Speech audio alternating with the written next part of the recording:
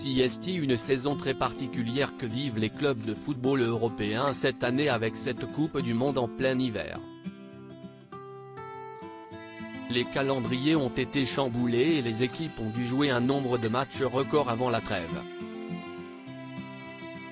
Un début de saison d'autant plus spécial pour le Paris Saint-Germain qui vient de changer d'entraîneur avec l'arrivée de Christophe Galtier. Si les supporters espéraient voir arriver Zinedine Zidane, CST donc un autre natif de Marseille qui dirige le club parisien, et jusqu'ici, les choses semblent plutôt bien se passer. Le PSG est actuellement premier du championnat de France et qualifié pour les huitièmes de finale de la Ligue des Champions. Des résultats qui permettent à Christophe Galtier de se dire satisfait du début de saison de son équipe, mais pour Daniel Riolo, l'affaire est un peu plus complexe que ça.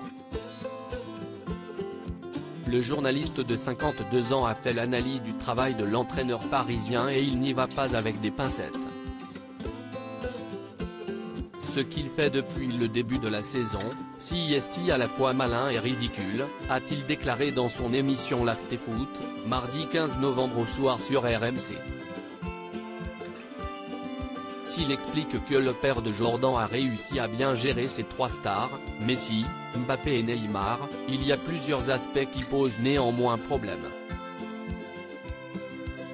Ridicule, parce qu'il nous sert une communication éculée qu'on a vue chez d'autres entraîneurs déjà, désespère le compagnon de Géraldine Maillet. Il n'est pas obligé d'en rajouter une couche pour nous prendre pour des idiots. Après cette première attaque frontale, Daniel Riolo se montre plus virulent à l'encontre de l'entraîneur de 56 ans. En gros, il nous dit qu'il fait un meilleur début de saison que le Bayern, que le Real, que Manchester City. Non, arrête de nous prendre pour des idiots, ce n'est pas du tout la même chose. Ce que tu racontes, si est des bananes, lance le journaliste.